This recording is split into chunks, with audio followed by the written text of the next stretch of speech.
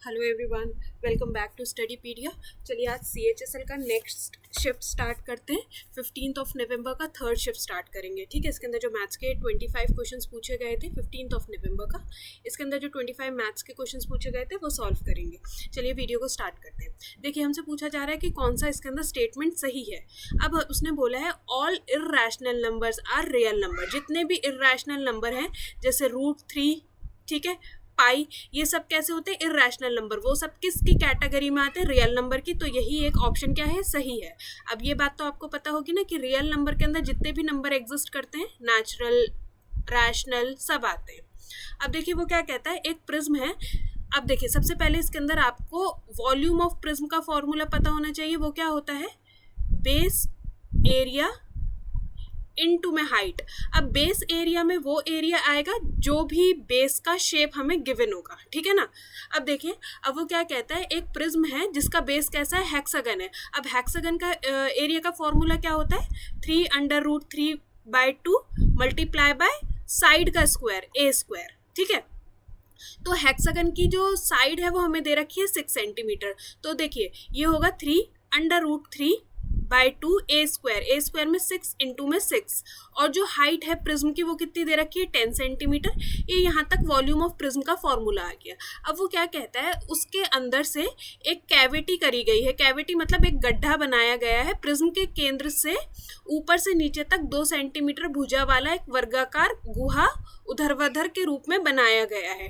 ठीक है, एक कैविटी बनाई गई है वर्टिकली, मतलब पूरा यहाँ से लेकर ऐसे उसको पूरा गड्ढा बनाया गया है। अब देखिए वो कैसा है? स्क्वायर शेप में 2/2 सेंटीमीटर, ठीक है। लेकिन उसकी हाइट क्या रहेगी कैविटी की? पूरी 10 सेंटीमीटर। तो जो कैविटी का वॉल्यूम रहेगा वो क्या रहेगा?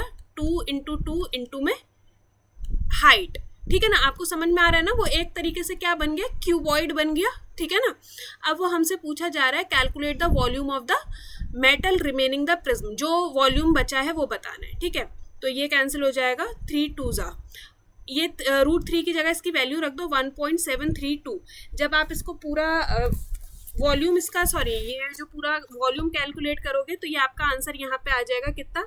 935.28। इसके अंदर से आपको क्या माइनस करना है? 2 2 4 4 2 10 40 माइनस करेंगे, आपका आंसर रह जाएगा 895.3 सेंटीमीटर क्यूब। अब देखिए वो क्या कहता है, एक ग्लास का मैन्युफैक्चरर है, वो प्रोड्यूस करता है, वो भी प्रिज्म ही बनाता है। प्रिज्म का वॉल्यूम तो आप सबको पता चल गया, बेस एरिया इनटू में हाइट।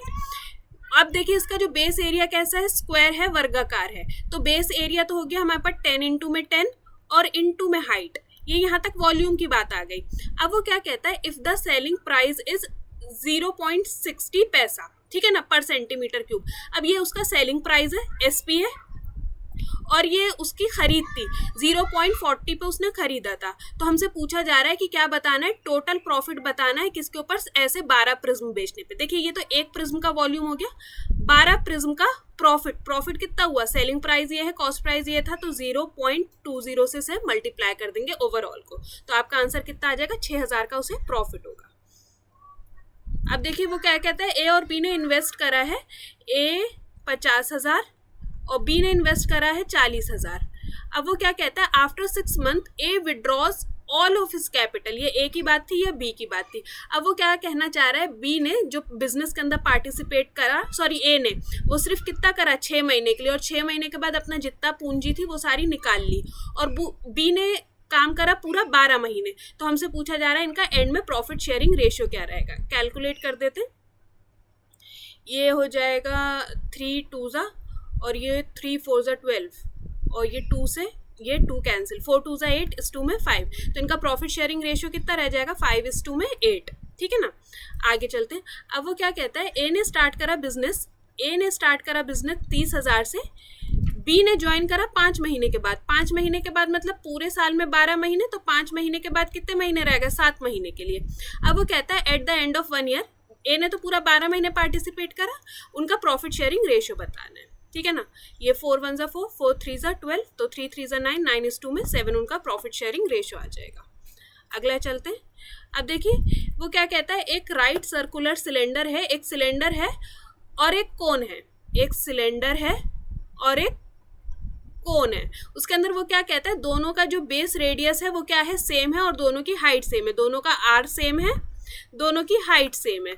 हमसे क्या पूछा जा रहा है, उनके आयतनों का अनुपात बताना है। तो पहला सिलेंडर का आना चाहिए, फिर कोन का। अब देखिए सिलेंडर का क्या होता है, पाई आर स्क्वायर एच इस टू में 1/3 पाई आर का स्क्वायर एच। ठीक है, ये पूरा इससे कैंसिल हो जाएगा, 3 इधर जाके मल्टीप्लाई हो जाएगा, तो आंसर कितना आ जाएगा 3:2 में 1।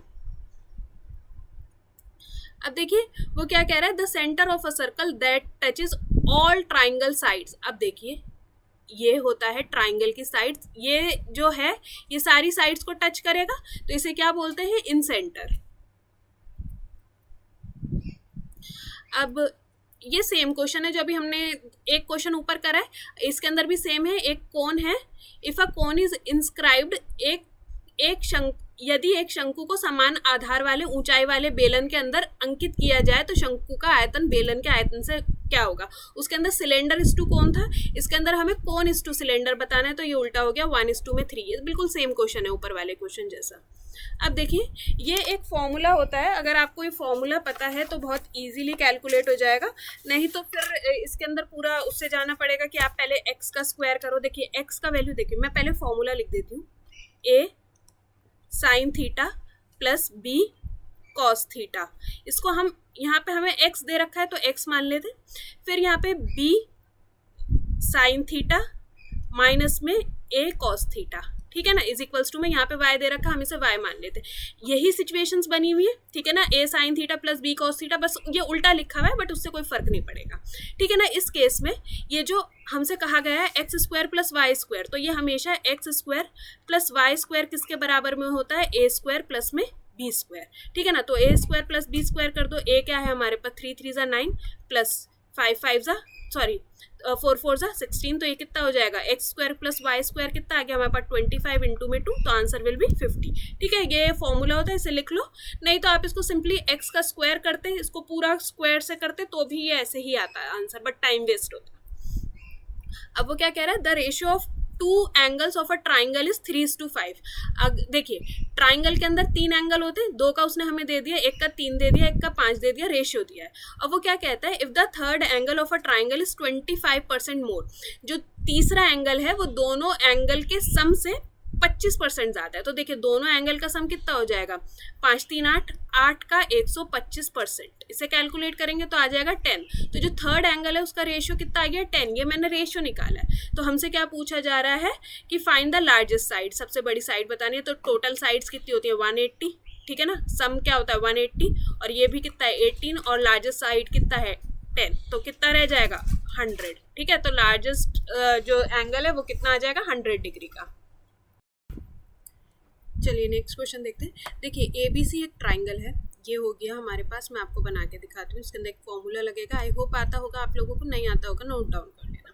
ABC एक ट्राइंगल है जिसके अंदर AB जो हमें दे रखा है वो 12 सेंटीमीटर दे रखा है, AC 18 सेंटीमीटर दे रखा है, D is a point on BC, यहाँ पे एक ऐसा पॉइंट है D जिससे ये जो दोनों साइड्स हैं BD और ये DC, ये दोनों के इक्वल आ गई।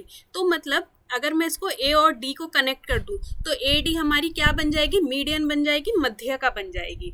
अब वो हमसे कह रहा है the parameter of the triangle is 48 centimetre. अब इन दोनों को प्लस करेंगे तो कितना हो जाएगा 30, दोनों साइड का, इसे माइनस कर देंगे तो ये कितना रह जाएगा यहाँ पे 18, तो ये भी 9 है और ये भी 9 है। इतनी बात समझ में आई। तो हमें बताना है find the length of AD, ये जो AD है ये बताना है। तो देखिए अब आप देखो दोनों साइड बन तो राइट एंगल ट्राइंगल रहे, लेकिन इसकी हाइपोटेनियस डिफरेंट है और इसकी हाइपोटेनियस डिफरेंट है, तो हम डायरेक्ट तो मतलब किसी एक राइट एंगल ट्राइंगल को नहीं उठा के बना सकते इसको।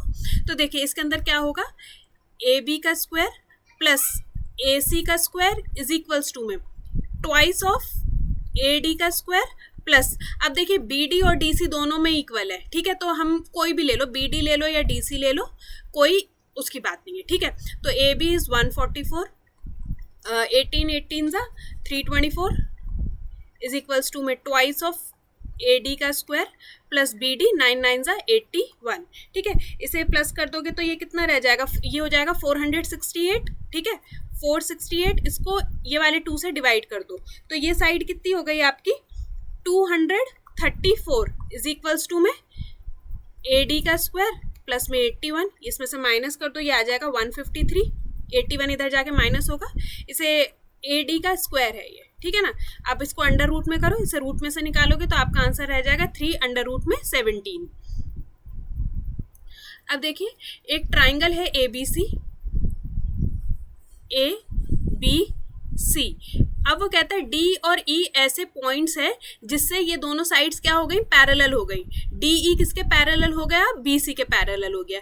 ए डी का हमें लेंथ दे रखा है 3, डी बी हमें दे रखा है 6, ये दे रखा है हमें 4 और हमें ये ई सी का वैल्यू बताना है। अब देखिए ये जो पूरी साइड है ये है 9 और ये पूरी साइड को हम क्या मान लेते हैं, एक्स। तो देखिए 3/9 इज इक्वल्स टू में 4/x, तो 3 1 3, 3 3 9, एक्स का वैल्यू कितना आ गया 12। अगर ये पूरी साइड किसके बराबर है 12, तो माइनस कर देंगे तो ये साइड किसके बराबर आ जाएगी 8 सेंटीमीटर। अब देखिए वो क्या कह रहा है, एक अलॉय है, एक अलॉय किसी मिश्रित धातु में जस्ता, तांबा और टिन का अनुपात। देखिए एक अलॉय है जिसके अंदर जिंक, कॉपर और टिन, जिंक कॉपर और टिन कितना दे रखा है 3 2 और 2, ये एक अलॉय है। और जो दूसरा है उसके अंदर क्या है, कॉपर है, टिन है और लेड है, ये कितना कितना है 2 3 और 5। अब आप देखो वो कह रहा है if equal weights of both alloys, अगर दोनों में से इक्वल वेट निकाला, सपोज इसमें से 1 किलो निकाला और इसमें से भी हमने क्या निकाल दिया 1 किलो। If weight of both alloys are melted to form a third alloy, मतलब उन दोनों वेट को मिला के थर्ड अलॉय बनाया गया, तो हमें क्या बताना है, then the weight of lead per kg in a new alloy. अब देखो आप अगर इन्हें बहुत ध्यान से देखो कि इसके अंदर तो लीड है ही नहीं, इसके अंदर लीड कितना है 0 है, और इसके अंदर लीड का अगर मैं पोर्शन देखूं तो कितना है 5/10, टोटल पार्ट्स कितने थे 10, तो 1/2 पार्ट कितना है इसके अंदर हमारे पास लीड का है सेकंड वाले के अंदर, और इसके अंदर तो लीड 0 था। तो देखिए 0 + 1/2, अगर मैं इसको कर दूं तो ये कितना हो जाएगा 0 + 1/2, तो ये 1/2, इसको हम किससे डिवाइड कर देंगे, टोटल हमने जितना उसमें से निकाला था, टोटल हमने क्या माना था 1 किलो इसमें से लिया है, 1 किलो इसमें से लिया, तो डिवाइडेड बाय 2। तो अगर हम इसको 2 से डिवाइड करेंगे तो डिवाइडेड बाय 2, तो ये कितना हो जाएगा 1/4, या इसको कहेंगे 0.25। देख लो 0.25 kg। अब देखिए वो क्या कह रहा है, द कॉस्ट ऑफ, देखिए वही है मीन प्राइस निकालना है। एक जो वीट था वो था 16 रुपये पर किलो, दूसरा था 24 रुपये पर किलो। इन दोनों को किस रेशियो में मिलाया गया है, 3:5 की रेशियो में। हमसे बताना है देन द मिक्स वेराइटी, मतलब देन द प्राइस, इसका मिक्स्ड का वो बताना है, वेट बताना है। तो ये इसको डिवाइड किससे करेंगे 8 से, तो 16 3 48, 24 5 120 डिवाइडेड बाय 8, 168 डिवाइडेड बाय 8, तो आंसर विल बी 21 kg। अब देखिए ये बहुत ना, ये वाला क्वेश्चन बहुत लेंदी है, मुझे इसका कुछ भी शॉर्ट ट्रिक नहीं पता चला, मैंने इसको बिल्कुल ही बेसिक से करा है। अब देखिए सुनील ने एक बिजनेस को स्टार्ट करा है जिसके अंदर क्या है, लेमन सिरप है प्लस में वाटर है। देखिए लेमन सिरप है और वाटर है। Initially he had total 145 litre juice है जिसके अंदर लेमन सिरप और वाटर है। अब वो क्या कह रहा है, इसके अंदर 30% पानी है। तो देखिए पानी कितना है इसके अंदर 43.5, तो हमारे पास लेमन सिरप कितना हो गया 0.5, ठीक है ना। अब वो क्या कह रहा है, उसमें से उसने 22 लीटर क्या करा, सेल कर दिया। अब 22 लीटर भी किस रेशियो में सेल करा, इसी रेशियो में, 30% था तो मतलब 7:3 की रेशियो में उसने सेल करा। तो देखिए उसमें से लेमन सिरप कितना, लेमन जूस कितना सेल हुआ होगा 15.4, और ये हो गया 6.6। अब बचा कितना 39.6 और ये बचा 86.1। अब ठीक है, इतनी बात समझ में आई। अब वो क्या कह रहा है, then he added equal amount of lemon syrup and water. पहले तो किस रेशियो में था 7:3 में, अब जब उसने ऐड करा तो किस रेशियो में करा 1:1 की रेशियो में। तो उसके बाद वो क्या कहता है, ratio of water to syrup, उसके बाद वाटर टू सिरप किस रेशियो में आ गया 1:2। देखिए 39.6 में कुछ मिलाया वाटर और ये लेमन सिरप था, इसके अंदर भी मतलब सेम रेशियो में मिलाया, तो दोनों को मैं x मान लेती हूँ, तो ये कितना आ गया 1/2, ठीक है। अब यहाँ से आप पूरा कैलकुलेशन करोगे तो उसने हमसे क्या पूछा है, how much water is added. अब देखिए दोनों के अंदर, क्योंकि दोनों को सेम रेशियो में उसने करा था, अब वाटर भी उतना ही ऐड करा है और उसने लेमन सिरप भी उतना ही ऐड करा है। यहाँ से x का वैल्यू आपका कितना आ जाएगा 12.3 लीटर। अगर इसका किसी को कुछ मतलब शॉर्टकट आता हो तो मुझे ज़रूर कमेंट में बताना, मुझे ये बिल्कुल बेसिक से ही आता था। अब देखिए वो क्या कह रहा है, 6 litre of chocolate syrup is mixed in x litre of milk. अब जो 6 लीटर वाटर, 6 लीटर चॉकलेट का सिरप था उसे किसके साथ मिलाया गया, मिल्क के साथ मिलाया गया।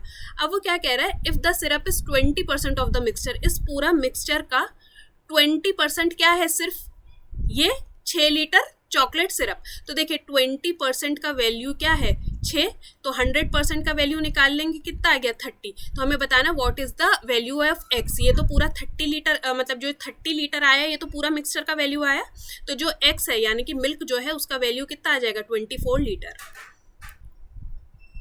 देख लीजिए 24 लीटर। अब देखिए वो क्या कहता है, अमित जो है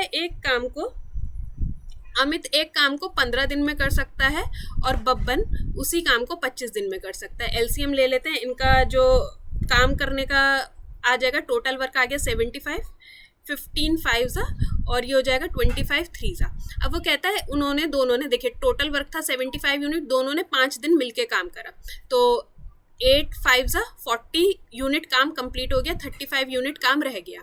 अब वो कहता है बचा हुआ काम किसने फिनिश करा, अमित और चेतन ने। मतलब ये बी चला गया, अमित की एफिशिएंसी कितनी है, अमित और चेतन ने उस काम को मिलकर कितने दिन में कंप्लीट कर दिया, 4 दिन में।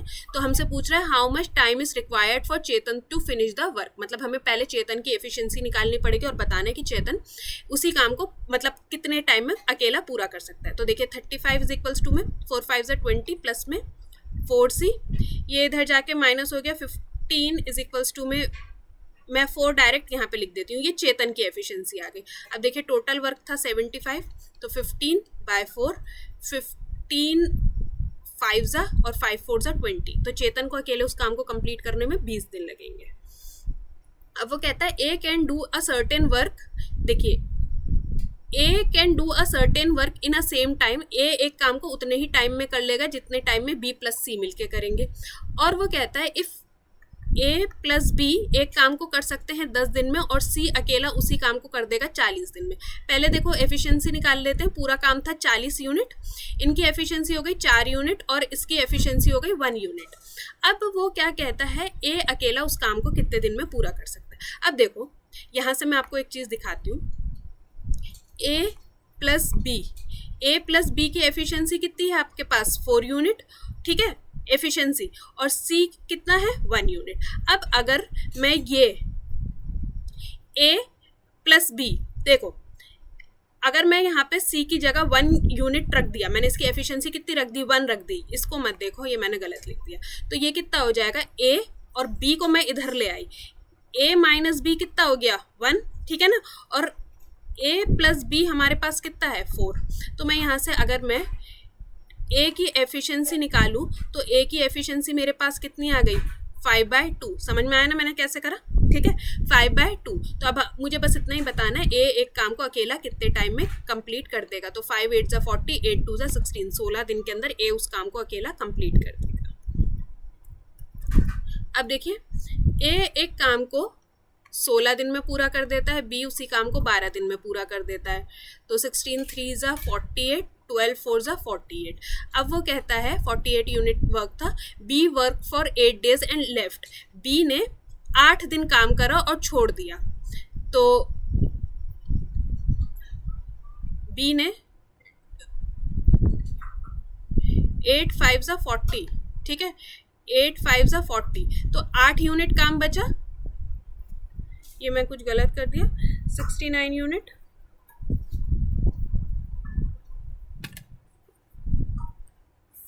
सॉरी हाँ मैंने यहाँ 5 यूनिट लिख दिया, आई एम सॉरी। बी ने कितने दिन तक काम करा, बी की एफिशिएंसी थी 4 यूनिट, 32,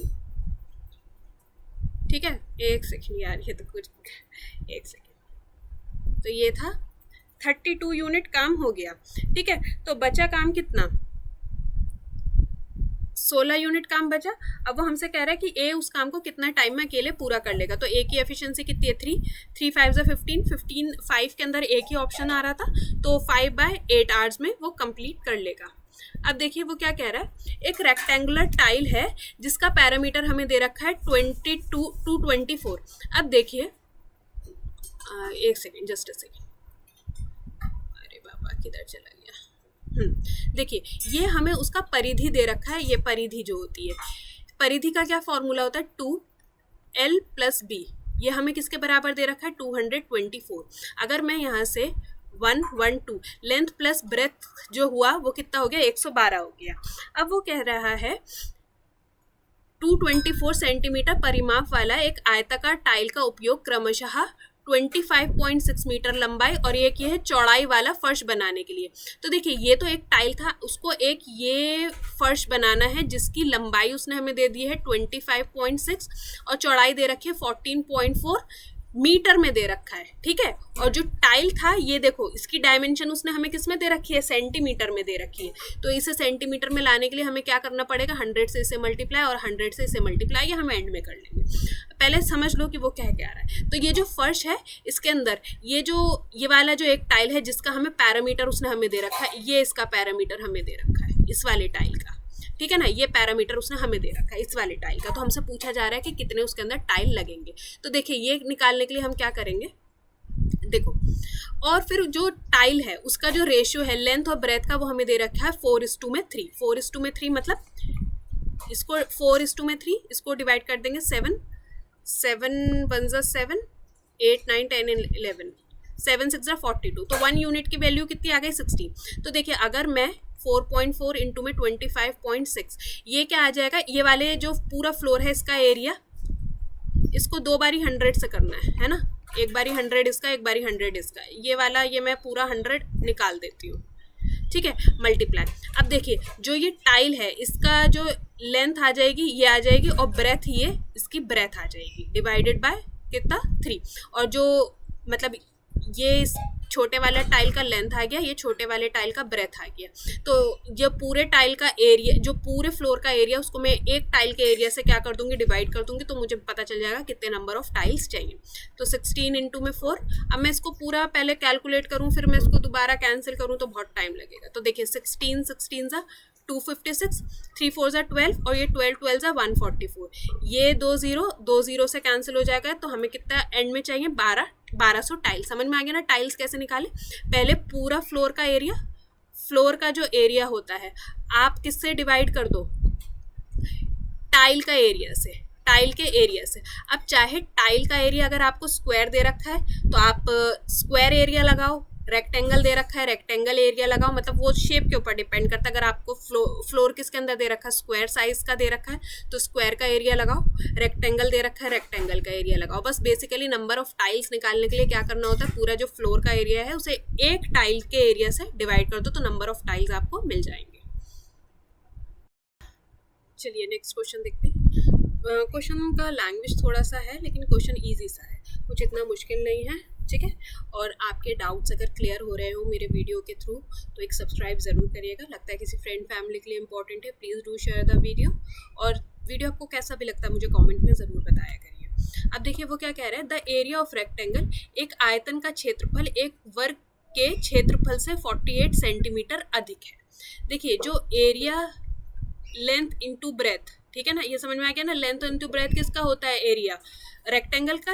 ये क्या बोलता है वो 48 सेंटीमीटर ज़्यादा है किससे स्क्वायर से। अगर मैं स्क्वायर के एरिया के अंदर 48 सेंटीमीटर क्या कर दूँ ऐड कर दूँ तो दोनों के एरिया क्या हो गए अभी बराबर हो गए। अब आगे चलते हैं, वो क्या कहता है, इफ़ द लेंथ, जो लेंथ है रेक्टेंगल की वो क्या है 4 सेंटीमीटर ज़्यादा है स्क्वायर की साइड से। अब तो स्क्वायर की साइड तो क्या होती है दोनों इक्वल होती है। अगर वो कह रहा है जो लेंथ है रेक्टेंगल की है ना, जो लंबाई थी वो एक साइड से 4 सेंटीमीटर ज़्यादा है। अगर मैं स्क्वायर की साइड के अंदर अगर मैं 4 सेंटीमीटर ऐड कर दूँ तो वो क्या बन गया मेरा लेंथ बन गया। और वो क्या कहता है जो ब्रेथ है, जो चौड़ाई है वो क्या है साइड से 2 सेंटीमीटर कम है, जो स्क्वायर की साइड है उससे 2 सेंटीमीटर कम है। इतनी बात समझ में आ गई। और हमने तो एंड में हमसे क्या पूछा है, then find the parameter of both square and the rectangle. तो वर्ग के आयतन, वर्ग और आयत दोनों का परिमाप बताओ। अब देखिए लेंथ इंटू में ब्रेथ, मैं अब फर्स्ट इक्वेशन के अंदर ये जो लेंथ का वैल्यू और ब्रेथ का वैल्यू आया ये पुट करूंगी। तो ये हो जाएगा a+4, ये हो जाएगा a-2, ये किसके बराबर है a² प्लस में 48। तो देखिए ये हो जाएगा a² प्लस का 2a माइनस का 8 इज इक्वल्स टू में 56। 56 नहीं, आई एम सॉरी, मैंने नेक्स्ट स्टेप लिख दिया, जस्ट अ सेकेंड। ये हो जाएगा ए स्क्वायर प्लस में 48। अब ये दोनों कैंसिल हो जाएगा, यहाँ पे 2a इज इक्वल्स टू में 56, तो a का वैल्यू मेरे पास कितना आ गया 28। ठीक है, a का वैल्यू अगर मेरे पास 28 आ गया, a क्या है मेरे पास स्क्वायर की साइड, और स्क्वायर का पैरामीटर निकालने के लिए क्या करना होगा मुझे 4 से मल्टीप्लाई। तो देखिए 1 1 2 एक ही ऑप्शन के अंदर है, यहाँ से आप टिक करके इसको आगे जा सकते थे, नहीं तो इन इक्वेशंस के अंदर मतलब आपको अगर उसका भी निकालना है रेक्टेंगल का तो पुट कर दो और आपको मिल जाएगा, बट उतना करने की ज़रूरत नहीं है। अब देखिए वो क्या कह रहा है, दो सर्कल हैं C1 और C2, उनके रेडियस कितने हैं, इसका रेडियस है 5 सेंटीमीटर और इसका है 3 सेंटीमीटर रेडियस। अब वो क्या कह रहा है, उनके सेंटर कितने हैं 13 सेंटीमीटर दूर है। ठीक है, अगर मैं इन दोनों को ऐड करूं तो 8 सेंटीमीटर आएगा। अगर दोनों सर्कल एक दूसरे को टच कर रहे होते तो वो दोनों कितना सेंटीमीटर दूर होते, सिर्फ 8 सेंटीमीटर। अभी 13 सेंटीमीटर दूर है, तो इनके बीच में क्या है, गैप है। जब भी दो सर्कल के बीच में गैप हो तो उनके बीच से कितने टेंजेंट्स गुजरते हैं, 4, और अगर गैप ना हो तो कितने टेंजेंट गुजरते हैं, 3। ये क्वेश्चन बहुत बार पूछा जाता है, इसे बहुत अच्छे से याद रखना। अब देखिए वो क्या कह रहा है, one of the angle of a quadrilateral, एक चतुर्भुज है। अब देखा, अगर कोई भी चतुर्भुज होता है उसके जो चारों एंगल होते हैं वो कितने डिग्री के होते हैं, 360 डिग्री के। उसमें से एक एंगल हमें दे रखा है 84 डिग्री का, तो अगर मैं उसमें से 84 माइनस कर दूं तो जो बचे हुए एंगल हुए, जो 3 एंगल है 2, वो कितने डिग्री के रहेगा, 276 डिग्री के, जिसका हमें रेशियो दे रखा है 4:3:5। 4:3:5 को अगर मैंने कर दिया तो ये कितना हो गया 12। ठीक है ना, पार्ट्स के अंदर किसके अंदर है 12, तो हमें बताना है find the difference between the smallest and largest. अब देखिए स्मॉलेस्ट कितना है 3 और लार्जेस्ट कितना है 5, तो इनका डिफरेंस कितना है 2, तो इसे क्या करना है मल्टीप्लाई बाय 2, तो ये कितना हो जाएगा 12 2 ज़ा 24, 12 3 ज़ा 36, तो 23 इंटू में 2 46 डिग्री जो उनके बीच का डिफरेंस रहेगा। अब देखिए आपको स्लोप दे रखा है और ये दे रखा है, ये है आपके पास x1, ये है y1। तो अगर आपको इक्वेशन बनानी होती है तो क्या होता है, y माइनस में y1 इज इक्वल्स टू में m, स्लोप को m से डिनोट करते हैं, x माइनस में x1। ठीक है ना, तो देखिए y यहाँ पे माइनस की जगह प्लस, क्योंकि y हमें किसके अंदर दे रखा है, माइनस में दे रखा है, तो minus minus plus is equals to में माइनस का 3, x माइनस में 0। तो देखिए y इज इक्वल टू, मैं ये प्लस का 2 उधर ले जाऊंगी, माइनस का 3x, इसे 0 से मल्टीप्लाई करोगे तो ये तो कुछ भी नहीं बचेगा, यहाँ पे कुछ भी नहीं आएगा, और ये प्लस का 2 है, उधर जाके माइनस का 2 हो जाएगा। तो आपका इक्वेशन क्या बनेगी, y इज इक्वल्स टू में -3x माइनस का 2। लास्ट क्वेश्चन देखते हैं। वीडियो अच्छा लगा हो तो एक सब्सक्राइब ज़रूर करिएगा, ठीक है ना, और all the best for your exams. देखिए ए एक काम को 12 दिन में पूरा करता है, बी उसी काम को 15 दिन में, और सी उसी काम को 20 डेज में। एलसीएम ले लेते हैं तो कितना आ जाएगा 16 यूनिट, 12 5 ज़ा 15 4 ज़ा और 2 3 ज़ा, ये इनका वर्क एफिशिएंसी आ गया। अब देखिए वो क्या कहता है, पहले दिन ए काम करता है तो एक दिन का एफिशिएंसी 5 यूनिट, दूसरे दिन बी ने काम करा, और तीसरे दिन किसने काम करा, सी ने काम करा, सॉरी सी का, ठीक है, सी ने काम करो, तो 5 4 9 9 3 12। तो जो ये 3 दिन का काम है, ये काम कितने दिन का है, 3 दिन का, 3 दिन में 12 यूनिट काम होगा। तो हमसे पूछा जा रहा है काम कितने दिन में कंप्लीट होगा। तो देखिए 60 डिवाइडेड बाय 12 5 ज़ा, लेकिन 5 को हमें किससे मल्टीप्लाई करना है, 3 से, क्योंकि ये एफिशिएंसी जो 12 थी वो 3 दिन की थी, तो 5 3 ज़ा 15, 15 दिन के अंदर आपका जो काम है वो कंप्लीट हो जाएगा। आई होप जितने वीडियो के अंदर आपके डाउट्स रहे होंगे वो क्लियर हो गए होंगे। वीडियो अच्छा लगा हो तो एक सब्सक्राइब ज़रूर करिएगा, और अगर आपको लगता है कि कोई सा क्वेश्चन इससे ज़्यादा शॉर्टकट में सॉल्व किया जा सकता था तो मुझे बताइएगा कमेंट सेक्शन में। थैंक यू सो मच, मिलते हैं नेक्स्ट वीडियो में।